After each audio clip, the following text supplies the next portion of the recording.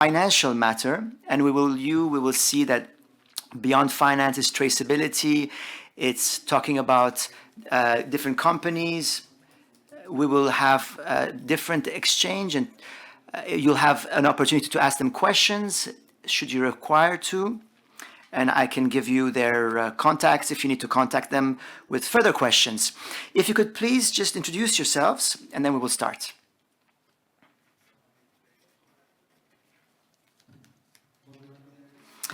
Good afternoon. I am Fabien Frechter. I'm the Vice President of Vivendi, in charge of innovation, and for the last few years in WEB3. Frédéric Montagnon. I'm a co-founder and president of a project called Ariani. Hello, Simon Vigneault.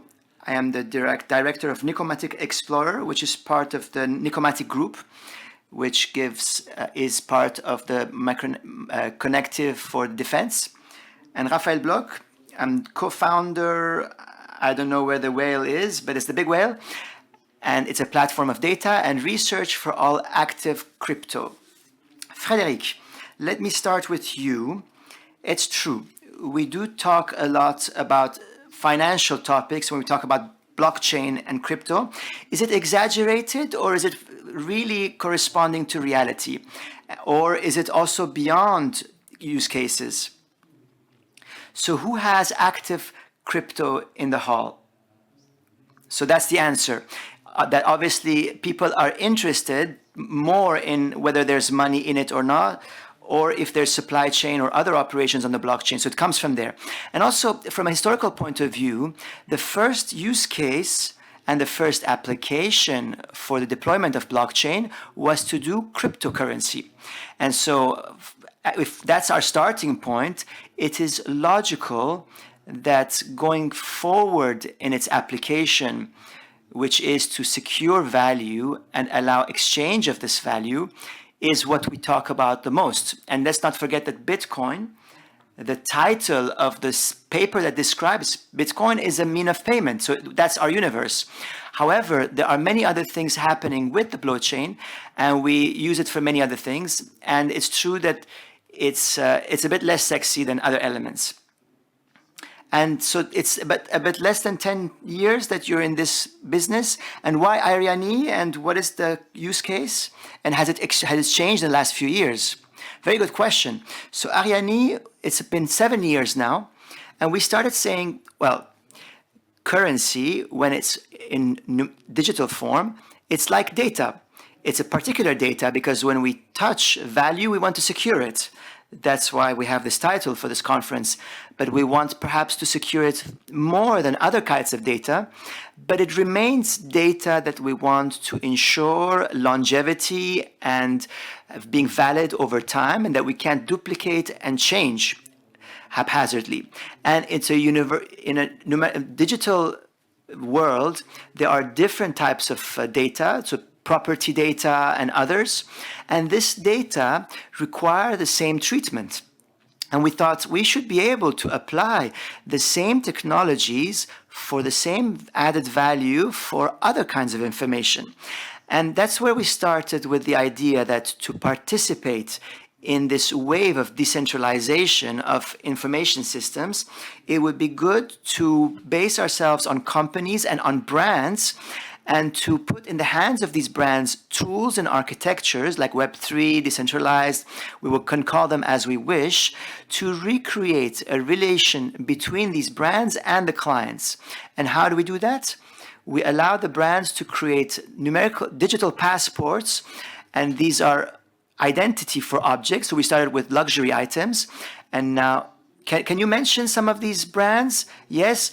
So we work with Richmond, so WVC, Breckling.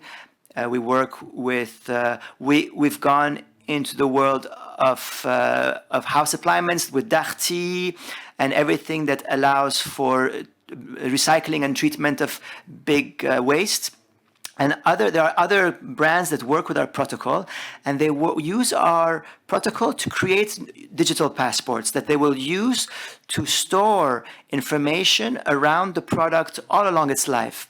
So how it exchanges from one hand to the other, all this information, we try to keep it as preciously as possible, and that's what we're doing today. So I will ask everyone else the same question. Is it really essential to have a blockchain to do all of this? But first of all, Simon, the use case that you have identified, why did you go into this field, knowing that you were a company that was not initially specialized in blockchain? Yes, we're an industrial company, so completely different from blockchain or development. We had no cybersecurity subtopic. And we started off with the topic of regulation. And in the industry, the new standards push us to work not just on our own data, but on the data of the whole supply chain. So the issue here is that the supply chain has to share this information. So obviously, these are very sensitive data, and we don't want it to be available to everyone. Especially, we don't want to open it up to our clients or suppliers, but we have to process them. And so the blockchain topic came right away, and it's obvious that it's a means and a tool that it's obvious that it's good for sharing of information. It's native as part of its technology. And then the problem came that the public blockchain, private blockchain, 2018, many companies. So it's not as early as one would expect, but there were many initiatives in 2017, 18 with Boeing, Airbus, and Renault and other big groups took interest in this on private blockchain with consensus creation with a lot of issues. It was a huge problem, and that was really a big failure.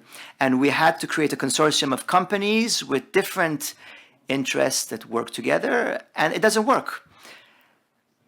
So we're looking at public protocols on top of which we add some encryption that we want to share, but we don't want to open up to everyone.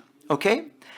I was just looking at Fabien that was moving his head, was saying, oh, maybe we can still do things in consortium. Are you thinking of something in particular? I'm going to be very direct. I completely agree with you, 300%. The problem is when we're doing technology, IT, we have a techos look. I remember, the Vivaldi group is part of Oloré, and I was working with them that had been approached by a huge of the technology that was talking about private blockchain. So you're talking about ships and ports. Yes. So is it working from an IT point of view? Yes. It allowed to re-centralize the data around an actor. It wasn't the entire blockchain. And what was it useful for? It helped the one who put in place the blockchain to have economic intelligence and to rebuy all the other members who were part of the blockchain. Well, it allowed to destabilize. And so it's not a small thing, especially when we're in a forum of cybersecurity, to understand what is IT for business, what is IT for just buzz, and what is IT for destabilization. In Vivendi, I don't know if you know the founder of Vivendi, it's a new company, it's Napoleon III. We are a company that was created a few centuries ago, and it was a company that was making water. It was the Perrier brothers, and became an investment company. And now there are many brands like Canal+, Gameloft, and other companies. And we have the same idea. We're not native blockchain, perhaps for myself, yes, but we were not forced to go into this field. But we have realities that are impacting us directly for many years. And this has become mainstream. And so we've been talking about this blockchain for quite a few years. And for us, the issue were not physical objects, but digital objects. We create content. So when we have content and we have generative AI technology, which has impact on the production and value chain, then we're looking for the right tool, the most efficient one that will allow us to be protected in terms of rights, intellectual property, value. And that's where the blockchain topic comes. Okay, so I think everyone will agree on what you said, but to implement what you said, do we absolutely need the blockchain? And that's a question for all three of you. Looking back, did you try, and where you got to it? Is it indispensable to use the blockchain, and especially the public blockchain? And perhaps you can make this differentiation between private and public. So perhaps I will start. When we want to protect something on the internet, we have three needs. The first one is the most extreme security. You might not need blockchain. There are other tools that when we talk about cybersecurity. There's a second element, is transparency. And this is key for me. Why is transparency key? Because it allows us to eliminate other use cases that we don't have. So if it's not transparent, it's not on the blockchain. And the third very important thing, even more, because you could say transparent could be relative because it's on the blockchain. The third thing is decentralization. If my data is not decentralized, I don't need to go on the blockchain. So in this context, just to keep it simple, we have done many tests, and the main handicap for us, there were ecological problems. These were financial breaks. These were implementation breaks, political breaks, not just from a regulatory point of view or political, because we always have actors that are worried about blockchain and crypto. And also there was a break in terms of understanding pedagogy. So for ourselves and our clients, we have many elements of education and training on this topic. Frédéric, regarding the interest of using blockchain and not something else to do what you do. Well, we don't need blockchain more than we need the cloud. They allow us to respond to a certain question. From my point of view, the value-added element from a decentralized point of view is to have a common element, a common good, where we put data, and this data will be accessible for those that we provide access to, whether it's encrypted or not. We create conditions so that people can share and show this data. But the source is the same for everyone. So differently from the cloud, you don't need to have a certain level of trust in yourself to double check the data, to use it. The fact of having common data is something that didn't exist before the blockchain. Because to create it, we had to use third parties to have decentralized platforms. We had the key, and to give the information to a number of people that want to have this interoperation. So this worked very well until this third party became the biggest one on the market and started having prices very high and having functionalities, choosing the functionalities that it wanted to use. And so you know these. So this is Meta, Alphabet, and so on. And so this becomes a problem because they really have this overarching presence. So this common data can exist from a technological point of view, and that's the interest of using blockchain. So obviously you can have public blockchain, which is a solution that is very elegant and interesting because a public blockchain is open source by nature. So everyone can see how it works and they can check for themselves. So let me interrupt you. So this is in opposition to the private blockchain that's controlled by one or more actors. Well, yes and no. We don't want to go into detail here, but there are different steps. So it cannot be operated by anyone, and it's not open. So a private consensus blockchain, you can reduce the number of people who operate the blockchain, but you can give them access. And then there can be completely private blockchain where you can have people use them that we choose, and not everyone can have access to it. So there are different degrees. And the form that's the most common is to have a completely public data. Why? Because it allows to have a longevity, interoperability, and the fact that the code is open and everyone can access it means that there is no ownership to come and create connectors, to build and access the information. Once again, the information can be encrypted. It doesn't have to be clear, but this interoperability is very, very important. There is no interoperability for Amazon except for what Amazon allows you to do. But if you want to go out of the Amazon environment, there's nothing left for you. So the idea of interoperability is that you know the conditions, you know the technology, you can use it, you can create additional layers beyond what has already been done by the community to adapt it to your own needs. So we go into a universe of, in terms of sovereignty, and that's the important word, the sovereignty. In terms of sovereignty, we have a sovereign internet. And so Ariane is the equivalent of the first layer that all these actors can use in the market, correct? Yes, so we have machines, there's a blockchain, and then we develop a application protocol on top of that works on a blockchain, and then people can develop things on top of that. So it's like a sandwich. And these are just infrastructure topics. So linking back to your initial questions, it's not easy to understand, it's not for everyone, and that's why we talk about it less than financial topics. But when we're interested in infrastructure, then yes, it's interesting. Simon, same question for you. So it's what, 2-3 years that you work on the blockchain topic? So to date, how far are you? Do you accompany different businesses on topics to create a sector in aeronautics? Can you tell us more about this? So just to answer your initial question, why blockchain in our case? So obviously it's the decentralization process. The common good of the data is what I use a lot when I discuss in the aeronautics sector. It's something that they have to understand, which is completely new for them. Especially when we talk, for example, to Airbus. Airbus today asks its suppliers data in bulk, and they never have anything. And the problem is that the data doesn't go upstream. It's because they ask industrial secrets, so people don't share them.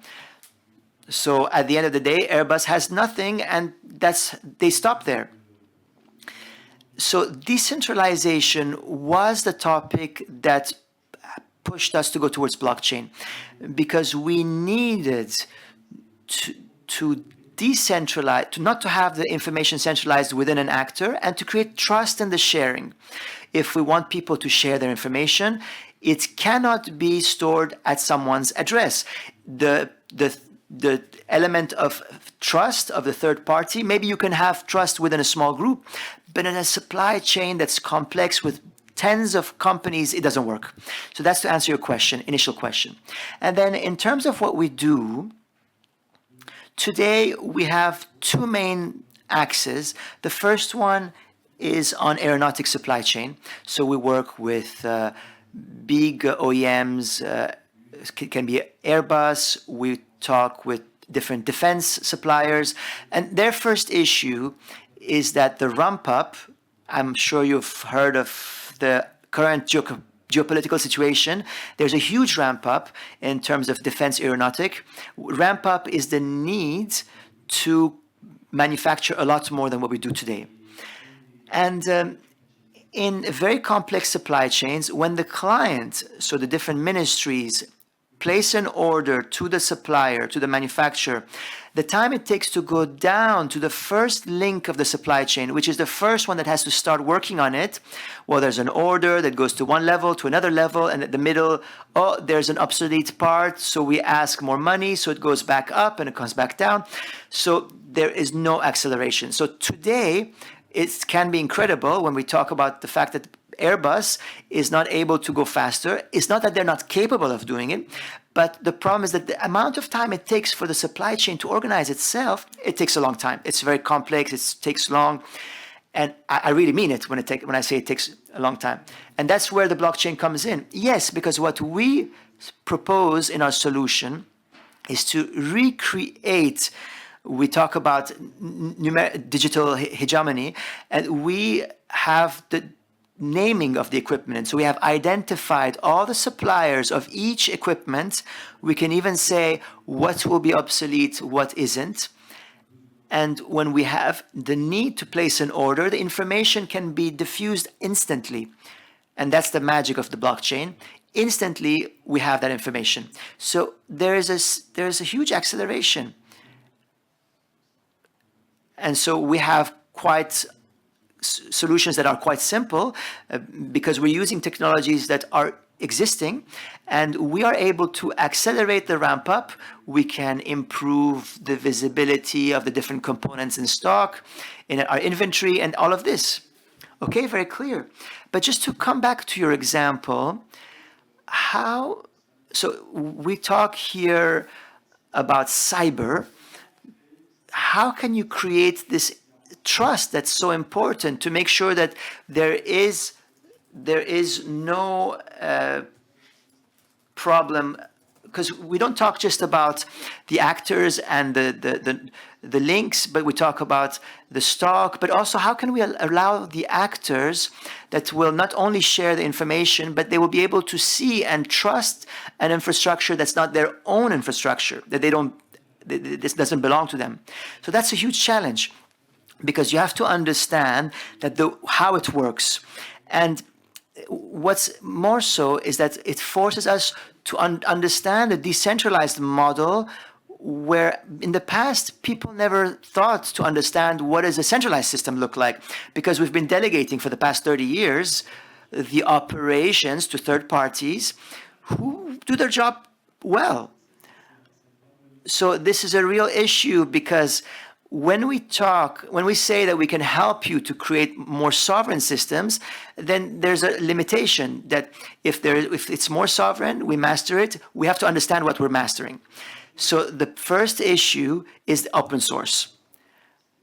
So obviously this is understood today. The fact that we have to use technology that's not proprietary. So this is the first point. Reversibility, the fact that I know I can go into a system and I can put in place a system and I can come out of it, or I can also replicate it elsewhere, or take my data out, or continue using this system no matter what, independently of the partners that I use. So this shows that there is a capacity and a longevity. And we can do things today, and we know that we can come back on it in the future. This is really reassuring. And then there are many more technical issues, like what is encryption? What do we need to have an encryption? So we have to go more in detail here, knowing that there are solutions on the market that work really well to try and abstract this complexity. But in reality, when we implement these kinds of systems, these are not easy topics. And there's no way around it. There's no shortcut. If we want to come out of this dependency of platforms, and we want to save some money, and we want to innovate, because we're very dependent on platforms, on what we can implement. So there are many companies with whom we work that have given up, because they go on the principle that they will only do what we allow them to do. And if things are more complex, honestly, we're not going to put in the roadmap because we won't make it. So there's the reappropriation of the capacity to innovate. And so it's a long process, but maybe I'm optimist, but I have a feeling that it's happening well. For us, it takes shape. It goes through training and raising awareness, because we have to take time for this. So we decide to go on our mission, and we do conferences, and we talk to companies, and we do trainings on these topics, and it's unavoidable. And we also do some examples and showcases, because the issue with innovation is that for people to be able to think in the future as to what they could do, they have to be able to visualize something. So that's why we develop some concept models and so on. So, if I think about these companies, and some of them might be here in this hall, and there might be questions in terms of arbitration and costs and risks. Fabien, what do you think? Into 2025, should we look more at the advantages of blockchain in internal organization? Sometimes we're even able to quantify it in terms of costs. Are we able to quantify models, So let me share two small stories to answer this. So why Web3 and how can we encrypt it? Beyond our activities with Vivaldi, I'm the mayor of a city, and I had the choice with two other colleagues to have a citizen choice on these topics. So we were hacked. No luck there. No, it was quite interesting actually, because obviously on the spot is not funny. But why were we hacked? Because as the town hall, I don't have the same finance and means in terms of consultation. So what was hacked? It wasn't cool. It was the spot where the maps were in theory stored. So in theory, because we were lucky, it was a white hat. So it just gave us an alert and we were stopped, and so we were not hacked violently. It could have been much worse. But the question there was, okay, we saved our data, we protect our data and so on. Were the results modified or not? And we realized that we wanted to be clever and play with the blockchain, and if we hadn't done it, well, how could we have proved that the results had been modified or manipulated or not? We couldn't have done it, because this question of the third party, of trusting the third party, is a real topic. And that was my experience a few years ago on centralized model. And these were full centralized on African countries. And some of their employees went into it because they were the third party of trust. And so the other people were not agreeing with it. Let me go further. That was 5 years ago. Today, a few months ago, in Vivanda, we have photo reporters, we have journalists. And we have these photo reporters that will go in Ukraine, for example. And they will take a picture of a mass grave. And if they took a photo, they will say, no, that's not true. Can you prove that that's where you were? Well, you were in Ukraine on that day. And so today, there's a deep fake word that's everywhere. And it can be a photo, it can be a video. And so with IA, it's becoming really everywhere. So it's cheap also. Until a few years ago, when we wanted to protect an image or document, it was very expensive. I remember for Vivendi, we had evaluated this because we knew the risk. It was extremely expensive. Today, for a few €100, you can secure a certain options on the blockchain with a certain number of transactions. So it's not a question of cost, but it's a matter of understanding. And I always say, I don't sell blockchain. I just want a solution to a problem. If it's not the blockchain, well, let's not do blockchain. If it's blockchain, let's do it. If there's better than that, let's do something else. But today, I don't know. Better means to protect content or to protect beyond digital content, even physical content, as you were saying, without using this technology that gives a governance, a transparency, and gives a security that allows, not just in terms of nation, but even the company to take ownership of this content and to find a certain level of sovereignty. On this topic, on what you said about the possibility to authentify and to trace a photo or something else, and to talk about the digital passport. Today it works well, maybe, because the volume is not so large, and we can scale it at can we scale it at a huge level in terms of digital passport? Frédéric, so, excuse me, we're talking about 3 to 4 billion objects at the European level? When we know how heavy these protocols are, can it be scaled up? Well, I think that this is solved nowadays. If it was 2 years ago, I would have said we will solve it, and I would have doubted it a bit. But today, this has been solved. There are many solutions on the market. There has been a huge amount of investment about 4 or 5 years ago on topics that are very low level, that have given good results, not all of them, but most of them. And so the technological choice is, not all the volumes are possible.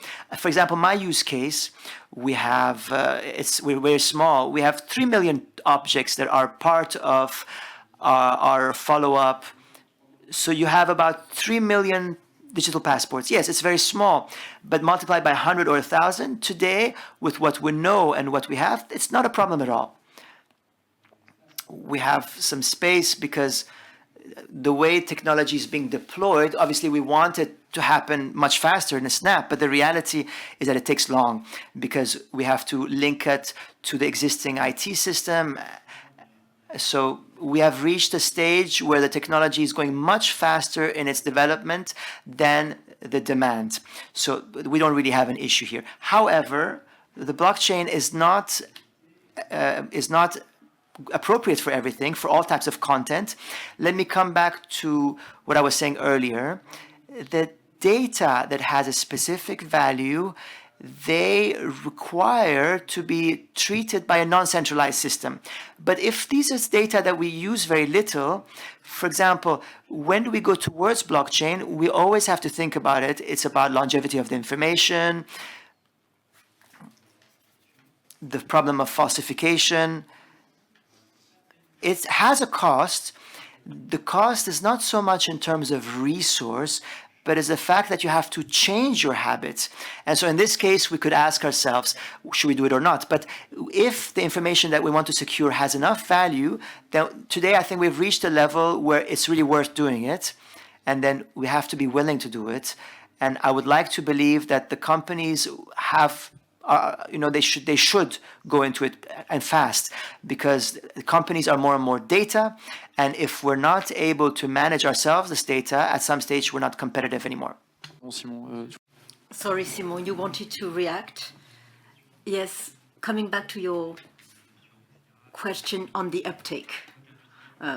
On the industrial side, you need to understand that decision-making times, it takes forever. To give you an idea, when there's a program that is being launched for an airline, for example, it lasts 4 years. Nothing happens for 4 years.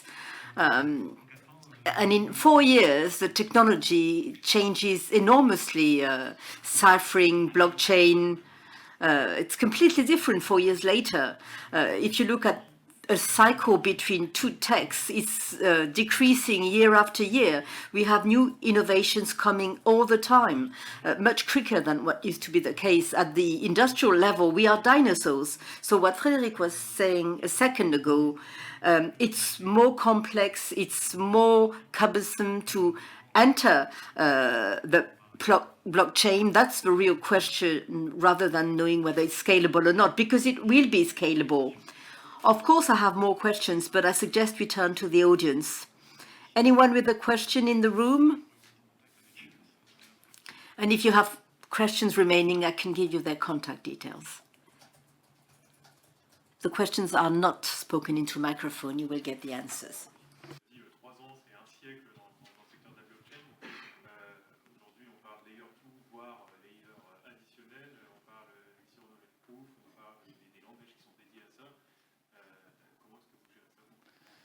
Oui, alors peut-être pour ceux du fond, effectivement, comment vous gérez So, how do you keep up with the speed of technology in the blockchain sector? Well, our job is to make sure that the end user doesn't see it. It doesn't mean the end user shouldn't understand how it works, but we cannot build industrial scale solutions if we don't have the idea to ensure the longevity of what we're putting in place. We have to create a sufficient abstraction level for the end user to have to plug something in, and what happens beyond is nothing of his concern. And this is true for IT in general. We're trying to be at the highest level possible and try and be connected to professional tools. I mean, the question is interesting because from a technical point of view, we spend more time working on connectivity, we spend more time on understanding how the different businesses are working rather than working on strictly blockchain topics. So yes, Salesforce, SAP, connectors, this is where the work is done. This is the value added of the service we provide. And of course, it goes very quickly. It's fast. innovation is running not as quickly as you would imagine when you just watch the news, because there's still a gap between what people think exists and what actually exists.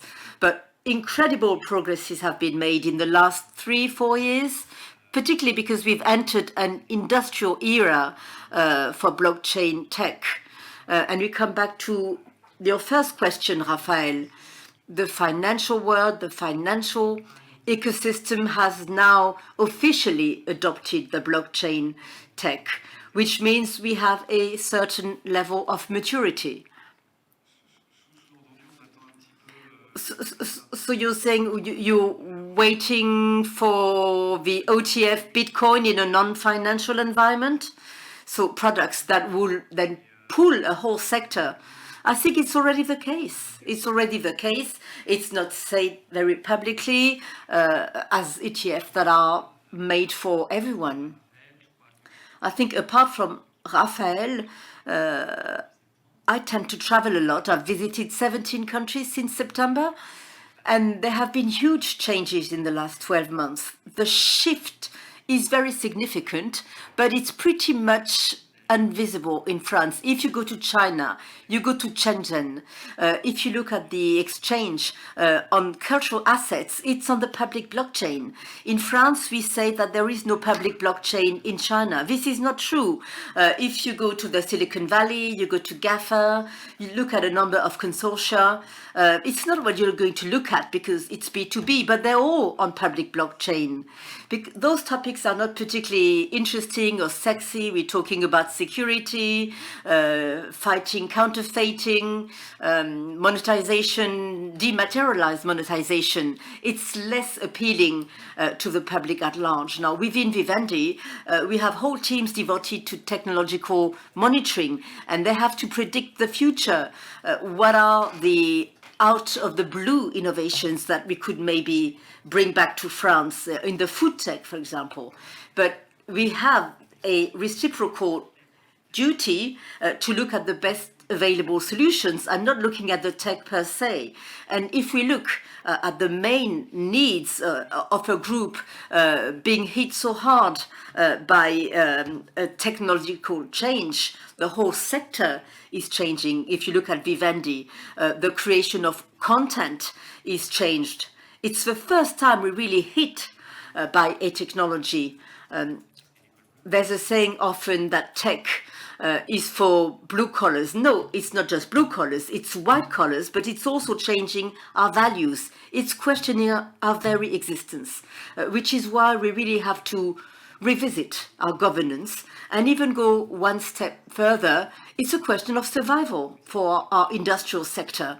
If we're not able to change the way we monetize ourselves, the way we add value to our profiles, what we've created today will make no sense tomorrow in terms of IP, copyrights, with the AI world.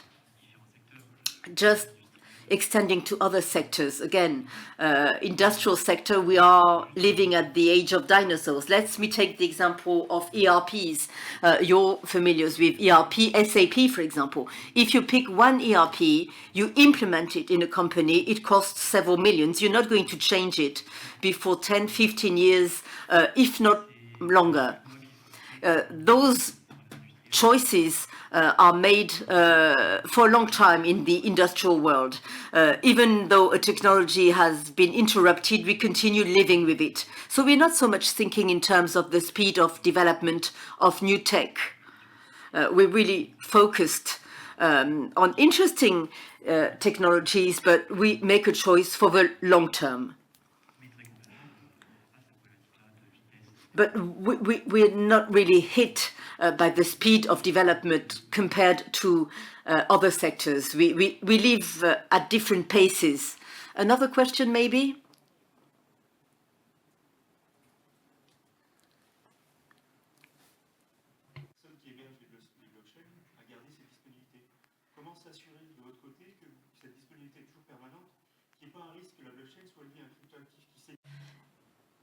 It's a question on the availability of blockchain.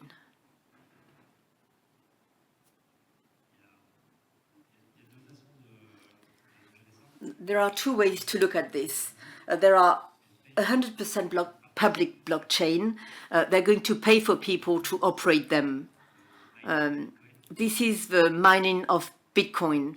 You use some resources and you put them into a public network, and you paid to do that. And you create a balance. If the blockchain is sufficiently used, you have a sufficient number of people to operate it. Second solution, maybe you want in a given ecosystem to share common data. So each and every participant will contribute some data without getting paid for it, because what a company wants is to have access to a number of services, and you end up sharing the consensus. Is there a case for use or not? That's the question. If there's a reason of use, you will always have a system that guarantees the longevity. If not, there's no point. Now, to continue on that, a few years back, everybody was asking us which blockchain should we choose. It's rare that everybody agrees on the fact that we have to choose a public blockchain. I'm very pleased to see that, because I used to be the only one to advocate public blockchains. Now it depends on what you need. Your technological choice will be function of your need. You can choose for ecological reasons, environmental reasons, connectivity reasons. We each have very different reasons for choosing a blockchain in particular. I tend to say that companies are very risk adverse. They've always been risk adverse, especially when you're faced with invisible technologies. You want to take zero risk. So you will choose a blockchain with some hindsight, with a proven tech, or already widespread. It's no longer the situation we were in 5 years ago, like Terranium or something like that. We've come a long way. Now we're looking at industrial scale projects. We have the benchmarking. We have the environmental studies that have been made, the security studies, the cost studies. Modelization is behind us. Now the question is, what is best adapted to your need? You also need to know that the reality is you need to avoid putting all your eggs in the same basket. You know, innovations go up and down, a lot of buzzwords. The question we have on blockchain, we ask the same questions about AI. Why choose one rather than another? Well, it depends on your need. There is a solution for you. I'm not necessarily trying to sell Amazon AI or the French sovereign AI. There is one AI that answers your needs. 1 minute, just to add to your question. It depends on what you want to use it for. If you have a genuine interest, an economical interest to use some apps or to turn to the blockchain, it will continue. If there's a need for it, it will continue. If you look at Bitcoin, there's no reason for Bitcoins to stop. But all actors could decide that they no longer want to use Bitcoins, and then it would be valueless. But there's no imaginable world in which this is going to happen, because there's a true interest on the part of the users. Thank you very much. I'm really trying to fit within the allocated time. We have to stop. If you have further questions, please ask our panelists outside the room. We have a few minutes break, and then we come back at 3:30 for the last round table on the cost of security.